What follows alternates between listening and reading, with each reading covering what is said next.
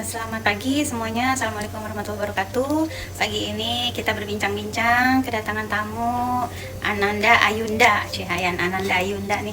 Katanya Ananda Ayunda nih mau nanya, ayo silakan, mau tanya apa Ayunda?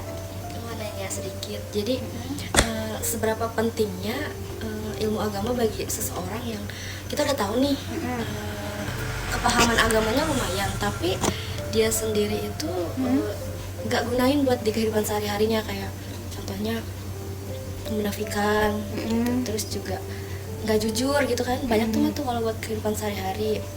Terus juga selingkuh, banyak kan kayak yang paham-paham agama tapi malah poligami kayak gitu. Oke. Kalau mereka yang pahamnya poligami ya mungkin karena dasarnya mereka poligami dibolehkan ya, itu ya mungkin ya. Tapi saya akan menjawab versi global ya, secara umum. Jadi sebenarnya agama itu kan aturan main ya, aturan main manusia. Sebab agama itu terlahir dari budaya masing-masing. Maka adanya agama berlainan, agama macam-macam. Nah, kepahaman tentang agama seharusnya itu didasari oleh apa sih tujuan dibentuknya agama? Apa sih tujuan dari memeluknya satu agama? Kalau kita paham, ini yang jadi masalah orang memeluk agama itu hanya sekedar ikut atau hanya sekedar keturunan.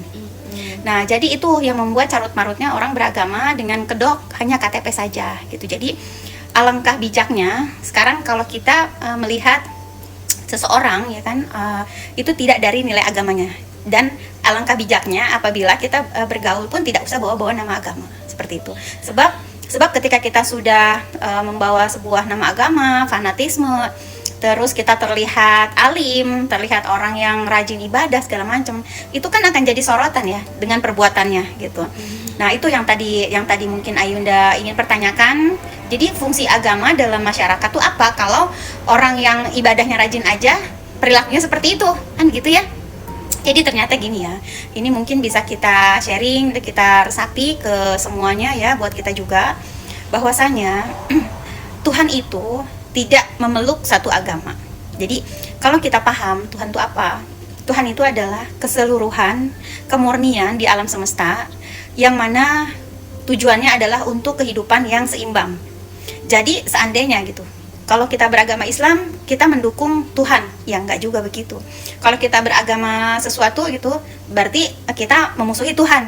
Ya tidak seperti itu. Jadi nama Tuhan itu universalnya adalah ketika kita memahami bahwasanya ketuhanan di alam semesta ini sifatnya itu tunggal. Dengan atau tanpa nama agama, Tuhan itu tetap ada. Karena yang menamakan agama adalah manusianya itu sendiri gitu, dari hasil kebudayaan. Jadi setiap agama itu memiliki budaya, karakternya, kebiasaannya masing-masing.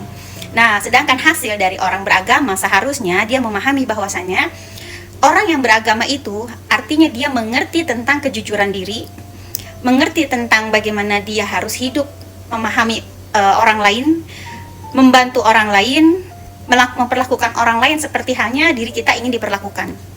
Jadi nggak usah lagi kita tuh terlihat fanatik dan lain sebagainya, tapi ujung-ujungnya kita terlihat juga sama orang lain bahwa kita tuh munafik gitu. Dan itu lebih parah menurut saya ya.